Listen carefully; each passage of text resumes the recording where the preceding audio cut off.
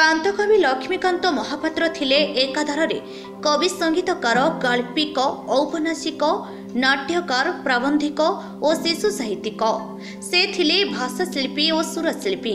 जटिल व्याधि विषाद व्यर्थता और निसंगता तांको जीवनर चिरसाथी थिले हैं। कवि प्राणरे थिला हास्य रसर स्फुतः स्फुतः उत्स। आज से महान कविंकर 137तम जयंती अवसर में ओडिशा भाषा साहित्य और संस्कृति विभाग एवं ओडिशा साहित्य एकाडेमी पक्षरु जन्मभूमि तालपदा ठारे कांतकवि स्मृति परिषद एवं तिहिड़ी विशुभ सामुख्य मिलित सहयोग एक बनाढ़ परिवेश मध्य कवि साहित्यिक ओडिशा साहित्य एकाडेमी पूर्वतन सदस्य पवित्र पाणिग्राही पौरोहित्य पालित हो जाइछि। प्रथमे छात्र छात्री मानक द्वारा वंदे उत्कल जननी गान कर सभा आरंभ कर तिहिड़ी अंचल कवि गीतिकार मानक अंगवस्त्र और पुष्पगुच्छ प्रदान कर संबोधित करा एवं सेमानकर निजस्व लिखित कविता मंच में आवृत करथिले। सम्मानित अतिथि भावे जड़े राजनेता कांतकवि स्मृति परिषदर सभापति चिंतामणि दास जोगदे लक्ष्मीकांत महापात्र थिले एक प्रतिष्ठित पत्रिका डगरर प्रतिष्ठाता और संपादक। से तंकर सबु लेखारे जातीयता को गुरुत्व देथिले। तंकर रचित नाटक और उपन्यास तंकर पराकाष्ठ परिलिखित होइथे बोली मत व्यक्त करथिले। मुख्य वक्ता भावे विशिष्ट स्तंभाकार घासफुल पत्रिकार सृजनी संपादक अभय द्विवेदी जोगदे ओडिशार जातीय संगीत मान्यता पाइथिबा वंदे उत्कल जननी तांक लेखनरू निश्रुत। अनेक रचना से शिशुसुलभ सरलता और ईश्वर उपर विश्वास परिलिखित होता है। बुढ़ा संखारी गल्प हेउ किंबा जीवन संगीत कविता उभय पद्य गद्य पई से पाठक निकट में आदृत होइथिले बोली मत व्यक्त करथिले।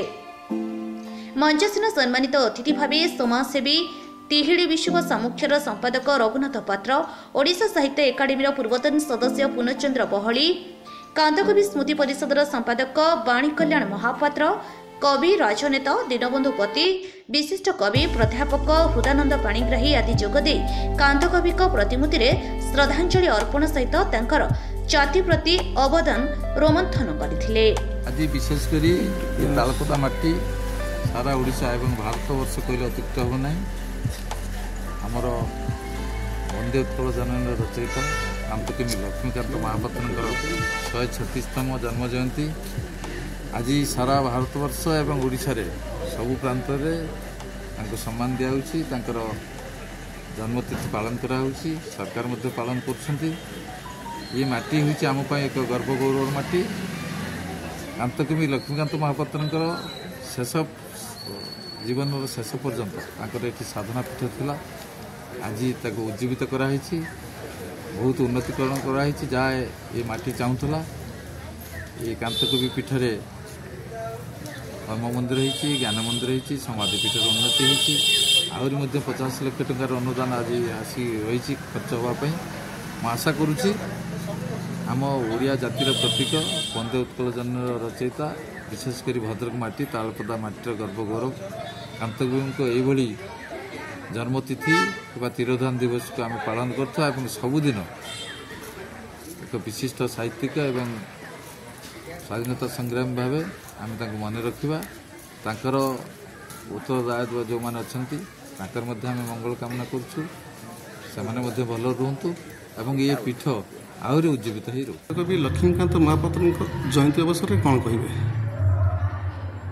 कांतकवि लक्ष्मीकांत महापात्र को ना धरले आम सब धन्य हो जाऊ। ये माटी सर्वोपरि ये तालपदा माटी आ तिहिड़ी अंचल परिचय होती कांतकवि लक्ष्मीकांत महापात्र। यदि कांतकवि लक्ष्मीकांत महापात्र ये जन्म ही न था तालपदा एक अख्यात अनामध पल्ली होकर रही था अन्य बहु गाँ भली।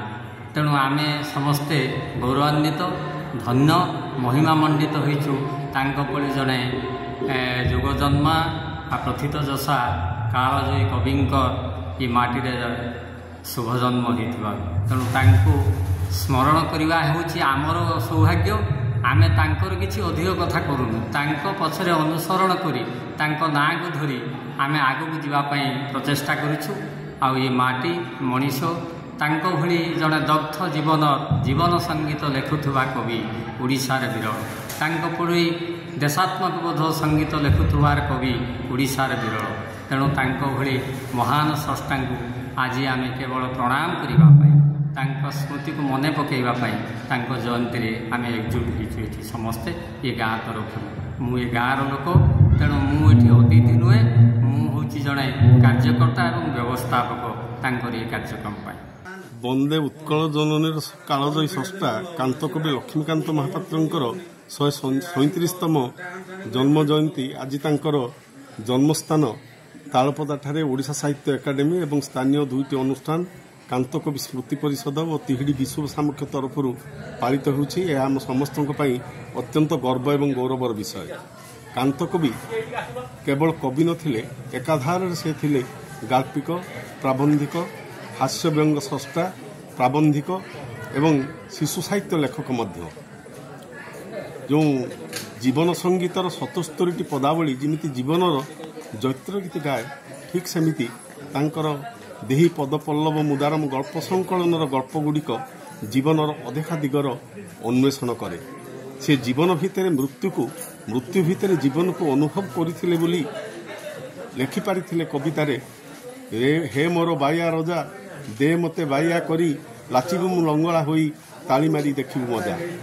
କାନ୍ତକବିଙ୍କର ଜନ୍ମ ଜୟନ୍ତୀ ପାଳନ ତାଙ୍କ ଜନ୍ମପୀଠରେ ପାଳିତ ହେବା ଆଗାମୀ ପିଢ଼ିକୁ ଏବଂ ଆଗାମୀ ବଂଶଧରଙ୍କୁ ପ୍ରେରଣା ଯୋଗାଇବ। ଓଡ଼ିଶା ସାହିତ୍ୟ ଏବଂ ସଂସ୍କୃତି କ୍ଷେତ୍ରରେ ବୈପ୍ଳବିକ ପରିବର୍ତ୍ତନ ଆଣିବ, ଏହା ନିଃସନ୍ଦେହ। ଆଜି ଜନ୍ମ ଜୟନ୍ତୀ ତିଥିରେ କାନ୍ତକବିଙ୍କର ପବିତ୍ର ସ୍ମୃତିକୁ ମୋର ଅଳ୍ପ ପ୍ରଣାମ। ବ୍ୟୁରୋ ରିପୋର୍ଟ, ଓଡ଼ିଶ୍ରୀ ଖବର। ଓଡ଼ିଶ୍ରୀ ଖବର, ଯେତିକି ସତ୍ୟ ସେତିକି ତଥ୍ୟ। ଅଧିକ ଖବର ଜାଣିବା ପାଇଁ ଆମ ଚ୍ୟାନେଲକୁ ଲାଇକ୍, ସେୟାର ଆଉ ସବସ୍କ୍ରାଇବ୍ କରିବାକୁ ଭୁଲିବେନି।